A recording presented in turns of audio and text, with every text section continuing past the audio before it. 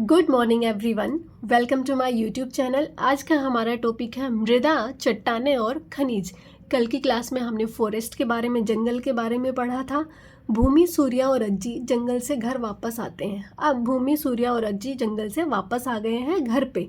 भूमि और सूर्या कुछ सागों के पौधे लगाने के लिए बगीचे में मृदा तैयार करने में अज्जी की मदद करते हैं। यहाँ पे देखो, दादी को सब्जियाँ उगानी है, इसलिए दोनों बच्चे दादी की हेल्प कर रहे हैं मिट्टी को ठीक करने में। अज्जी उन्हें धीरे से मिट्टी को खोदने और मिट्टी की गांठों को ढीला करने के लिए कहती है। अज्जी कहती है कि मिट्टी को धीरे धीरे खोदना है, ज़्यादा जोर से नीचे की मिट्टी बहुत ज़्यादा नहीं लेनी है, धीरे धीरे खोदना है और इसकी जो भी गांठें बने उसको ढीला कर देना है, मतलब ख़त्म कर देना है गांठों को। आप सजीव विशेषताओं का अन्वेषण अध्याय में पहले ही पढ़ चुके हैं कि पौधों के पर्याप्त विकास के लिए मृदा के कणों के बीच की जगह न केवल पर्याप्त वायु प्रदान करती है बल्कि जड़ों को भी आसानी से बढ़ने देती है। पिछले चैप्टर में हमने देखा कि किस तरीके से मिट्टी के बीच में जो जगह होती है उसमें वायु प्रेजेंट होती है और जो उसके बीच में जगह होती है, इससे जो जड़ें होती हैं वो आसानी से नीचे बढ़ने लगती है। भूमि और सूर्य को मृदा में छोटे छोटे कंकड़, पौधों की जड़ें और केंचुए भी दिखाई दिए। जब भूमि और सूर्य मिट्टी को तैयार कर रहे थे तो उन्होंने उसमें छोटे छोटे कंकड़ देखे, पौधे की जड़ें भी देखी और केंचुए भी देखे। क्या आप समझे कि केंचुए मृदा को उलटने, पलटने और ढीला करने में सहायता करते हैं? तो हाँ, केंचुए जो होते हैं हमारी हेल्प करते हैं मिट्टी को उपजाऊ बनाने में, उसको ढीला करने में, उलटने और पलटने में। जब तक भूमि और सूर्य अज्जी की सहायता करते हैं, आइए क्रियाकलाप 11.4 करके हम स्वयं एक प्रयोग करें। हम देखते हैं अब कि किस तरीके से मिट्टी के बारे में हम और जान सकते हैं। अपने घर और विद्यालय के आसपास के विभिन्न क्षेत्रों से मृदा के नमूने एकत्रित करें।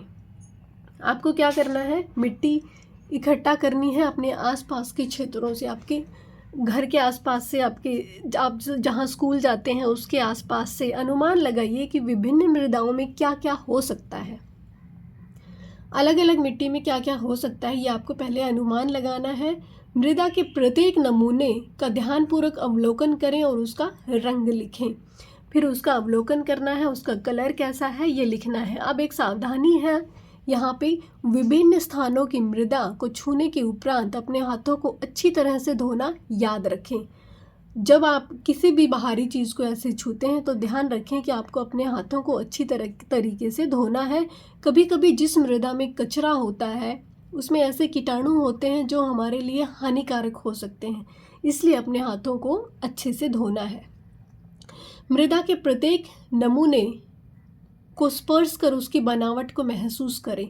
आपको क्या करना है कि हर जो भी आपने मिट्टी जहाँ से भी ली है उसको स्पर्श करना है, टच करना है और उसकी बनावट महसूस करनी है कि पतली है, मोटी है, किस तरीके से है।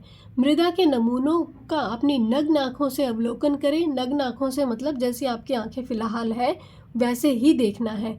यदि आपके पास एक आवर्धक लेंस है, मतलब मैग्नीफाइंग ग्लास है, तो उसकी हेल्प से आपको मिट्टी को देखना है और फिर जो नीचे आपको टेबल दी गई है उसमें आपको लिखना है। क्लियर? तो यहाँ पे एक आप लिख देंगे, खेत जोतने के बाद ली गई मिट्टी। खेत जोतने के बाद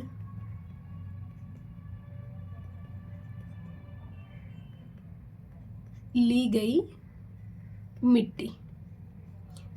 ठीक है, अब इसके बारे में क्या अनुमान लगा सकते हैं कि हो सकता है इसमें मिट्टी जो है उसका कलर कैसा हो, ये आप अनुमान लगा सकते हैं। भूरे रंग के लिख देते हैं। अब ये कलर किसी का भी कैसा भी हो सकता है। हो सकता है आपके खेत में मिट्टी काले रंग की हो, ठीक है, चिकनी हो या फिर कोई और मिट्टी हो, तो आप उसी तरीके से लिख सकते हैं यहाँ पे। तो यहाँ पे लिख देंगे हम भूरा रंग, और क्योंकि खेत जोता हुआ है तो गांठें लिख देंगे, मोटी गांठें। ठीक है। अब अब आप वहाँ जाके उसको ऑब्जर्व करेंगे, उसका अवलोकन करेंगे कि आपको क्या देखने को मिलेगा। अब रंग उसका आपको भूरा, हो सकता है कि हल्का आपको पीला रंग भी दिखाई दे। तो जैसा आपको दिखेगा आप वैसा लिखेंगे, आपको जाके खुद से ऑब्जर्व करना है, ठीक है। फिर आप इसमें लिख देंगे, क्योंकि खेत की मिट्टी है ये, इसलिए आपको इसमें हो सकता है कि केंचुए भी दिख जाए या फिर जड़ें दिखेंगी आपको, क्योंकि जब फसल कटती है तो उस टाइम में उसकी जड़ें भी होती है। तो जब आप खेत जोतेंगे, जोते हुए खेत को देखेंगे तो जड़ें भी उसमें दिखेंगी, और उसका टेक्सचर कैसा होगा, सॉफ्ट होगा, मुलायम। तो यहाँ पे मुलायम नहीं, खुरदरा और दानेदार बनावट आप इसकी लिखेंगे। क्यों? क्योंकि मिट्टी को जब आप छुएंगे वहाँ की, तो आपको खुरदरी दिखाई देगी, ना कि मुलायम। खुरदरी और दानेदार,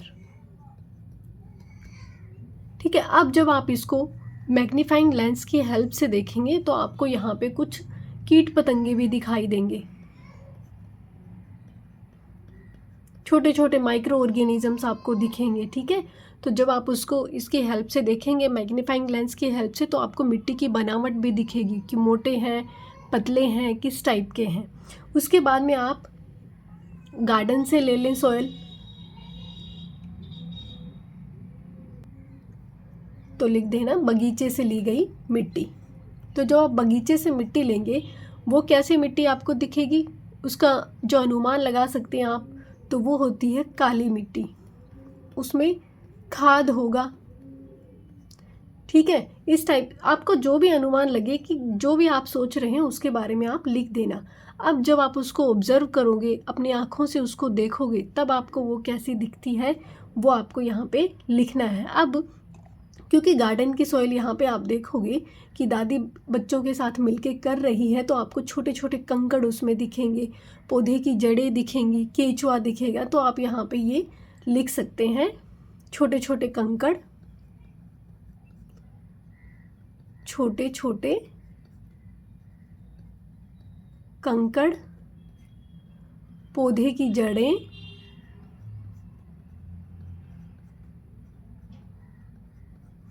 और यहाँ पे लिख सकते हैं केंचुए। क्लियर? अब जब आप इसको मैग्नीफाइंग लेंस की हेल्प से देखेंगे तब आपको कुछ और भी इनमें दिखाई देगा कि ये जो मिट्टी है इसके अंदर जो एयर, हवा का जो स्पेस है वो कितना है, ठीक है, थोड़ा है या ज़्यादा है, इस टाइप से आपको देखने को मिलेगा। आपको इसमें सूक्ष्म जीव देखने को मिलेंगे,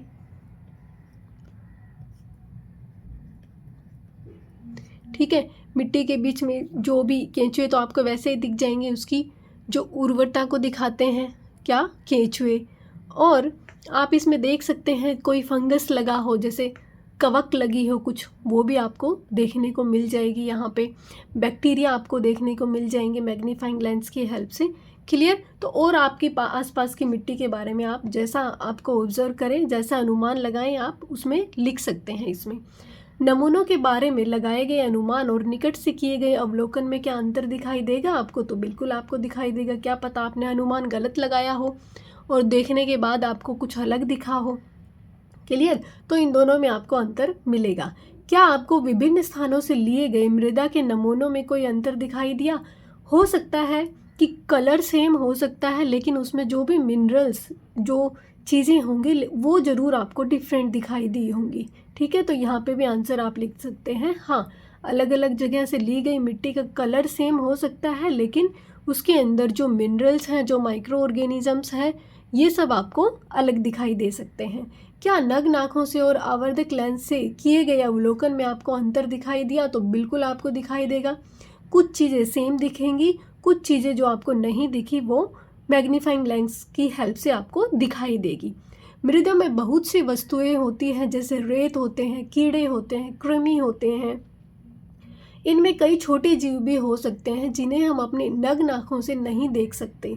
ये आपको भी पता है कि हम अपनी नग्न आँखों से बहुत सारी चीज़ों को नहीं देख सकते हैं, इसलिए हम क्या करेंगे, यहाँ पे आपको आवर्धक लेंस की हेल्प से देखने के लिए बोला गया है।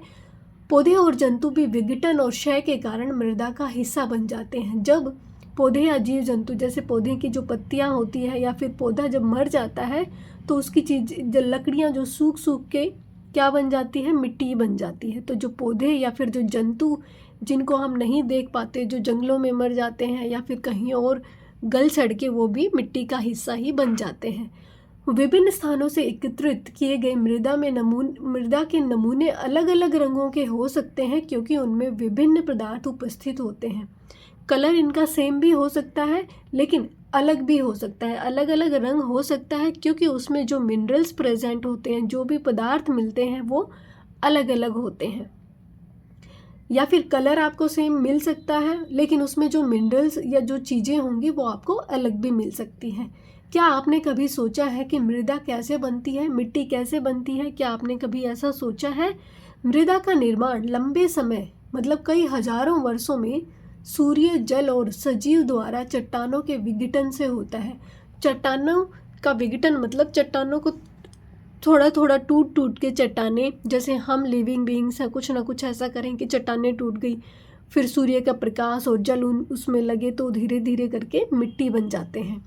लेकिन कई हजारों साल लगते हैं, ऐसा नहीं है कि एक दो दिन में ही बन जाएगी।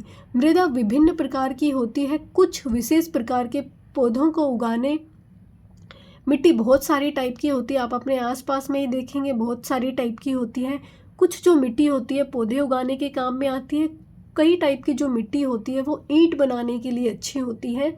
वनों में अनेक प्रकार की मृदाएं होती है। मृदा एक अमूल्य संपदा है जो जैव विविधता को आश्रय देती है। आपने देखा है कि जंगल जो होते हैं उसमें अलग अलग टाइप की आपको मिट्टी देखने को मिलेगी। ये एक अमूल्य संपदा है हमारे लिए क्योंकि ये बायोडाइवर्सिटी को सपोर्ट करती है, जैव विविधता को आश्रय देती है। आपने अपने आसपास चट्टानें देखी होंगी, आप सभी ने देखी होंगी। चट्टानों का उपयोग घर, भवन, मंदिर, सड़क, बांध और मेज के ऊपरी भाग आदि के निर्माण में किया जाता है। चट्टानें, रॉक्स आपने देखी होंगी जिनका उपयोग हम अपने घर बनाने में, भवन बनाने में, बिल्डिंग्स बनाने में, मंदिर बनाने में, सड़क, बांध और जो मेज होती है उसका ऊपरी भाग बनाने में यूज़ करते हैं। स्लेट जैसी कुछ चट्टानों का उपयोग छत बनाने के लिए किया जाता है। ये देखो, ये है स्लेट टाइप, इनका यूज़ क्या, छत बनाने के लिए किया जा रहा है। और लेटराइट का उपयोग ईंट जैसी निर्माण सामग्री में के रूप में किया जाता है। ये लेटराइट जो चट्टानें हैं उनका उपयोग इस तरीके से ईंटें बनाने में करते हैं। ग्रेनाइट, बलुआ पत्थर और संगमरमर कुछ महत्वपूर्ण चट्टानें हैं। ये जो है वो महत्वपूर्ण चट्टानें हैं। कौन कौन सी? ग्रेनाइट है, बलुआ पत्थर है और संगमरमर है। मानव ने चट्टानों का उपयोग कई हजार वर्षों पहले ही हस्त, कुल्हाड़ी और तीर शीर्ष जैसे उपकरण बनाने के लिए किया है। चट्टानों का उपयोग बहुत सालों पहले से ही मानव द्वारा किया जा रहा है, जिसमें से दो एग्जाम्पल आपको दिए गए हैं कि हस्त कुल्हाड़ी और तीर शीर्ष। ये है आपके, ये है तीर शीर्ष बनाया गया, ये है हस्त कुल्हाड़ी, मतलब हाथ से बनाई हुई कुल्हाड़ी। ये बनाते तो हाथ से ही है, वैसे मशीनों से भी बनती है लेकिन ये हाथों से काट काट के ये कुल्हाड़ी बनाई गई है। अब यहाँ पे आप देखोगे संगमरमर की खनन को, माइनिंग देखेंगे आप। यहाँ पे चट्टानें किससे बनती है? ये खनिजों से बनी होती है। जो चट्टानें, जो रॉक्स होती हैं वो मिनरल से, मीन्स खनिजों से बनी होती है। एल्यूमिनियम, सोना, तांबा और लोहे जैसी महत्वपूर्ण धातुएं खनिजों से प्राप्त होती हैं। ये जो भी चीज़ें होती हैं, एल्यूमिनियम, सोना, तांबा और लोहा, ये कहाँ से मिलता है हमें? ये खनिजों से मिलती है। खनिजों का उपयोग वायुयान, कार, आभूषण, प्रसाधन, विद्युत और इलेक्ट्रॉनिक्स उपकरणों के निर्माण के लिए किया जाता है। ये जो खनिज है इनका उपयोग कहाँ करते हैं? वायुयान बनाने में, कार बनाने में, आभूषण बनाने में, प्रसाधन मीन्स कॉस्मेटिक्स बनाने में, इलेक्ट्रिक और इलेक्ट्रॉनिक जो भी उपकरण होते हैं उनके निर्माण में हम यूज़ करते हैं। एक उदाहरण आपके लिए है कि हम जिस सामान्य मोबाइल फ़ोन का उपयोग करते हैं उसमें, उसके निर्माण में लगभग 1 दर्जन खनिजों का उपयोग होता है। जो हम छोटा सा भी मोबाइल फ़ोन अगर यूज़ करते हैं, नॉर्मल की बात की गई है, तो उसमें भी आपको दर्जन के लगभग खनिज का उपयोग उसमें हुआ है, जैसे कि सोना, चांदी, तांबा, कोबाल्ट। आप अब उसको खोल के सोना चांदी निकालने मत लग जाना, ठीक है, क्योंकि वो छोटे छोटे पार्ट्स यूज़ होते हैं। प्राकृतिक रूप से पाया जाने वाला सोना कुछ इस टाइप से मिलेगा आपको, और प्रकृति में पाए जाने वाले कुछ खनिजों की फ़ोटो आपको यहाँ पे दिखाई गई है। चट्टानें मानव जीवन में एक महत्वपूर्ण भूमिका निभाती है, सभी को पता है। चट्टानें अलग अलग टाइप से यूज़ की जाती हैं। इनके पुनर्निर्माण में हजारों से लाखों वर्ष लग जाते हैं, इसलिए इनका संरक्षण और उपयोग दायित्वपूर्वक करना आवश्यक है। आपने देखा है कि हजारों से लाखों वर्ष लगते हैं चट्टानें बनने में, इसलिए हमें इनका संरक्षण, इनकी रक्षा करनी चाहिए, और इनका जब आप उपयोग करते हैं तो दायित्वपूर्वक इसका उपयोग करना चाहिए। क्या आप जानते हैं कि चट्टानों और खनिजों को एक स्थान से दूसरे स्थान तक कैसे पहुंचाया जाता है? आप सभी ने देखा होगा, जो मालगाड़ी, जो ट्रेन होती है मालगाड़ी, उसमें पहुंचाया जाता है, या फिर आप ट्रकों में आपने देखा होगा, सामान को एक जगह से दूसरी जगह पे शिफ्ट किया जाता है। अब परिवहन के लिए हम जिन वाहनों का उपयोग करते हैं, ट्रांसपोर्टेशन के लिए जिन भी व्हीकल्स का आप यूज़ करेंगे, वो उनमें से अधिकांश वाहन जीवाश्म ईंधन का उपयोग करते हैं। जीवाश्म ईंधन का यूज़ करते हैं, सभी को पता है, डीजल, पेट्रोल लगता है। आइए जीवाश्म ईंधन के बारे में और अधिक जानें, ये हम जानेंगे नेक्स्ट क्लास में। आज की क्लास आई होप आपको चट्टानें, मिट्टी के बारे में ठीक से समझ में आ गया होगा। अगर कोई प्रॉब्लम होती है तो आप नीचे कमेंट कर सकते हैं। अच्छा लगे तो चैनल को सब्सक्राइब करें, अपने दोस्तों के साथ में शेयर करें। Thank you so much.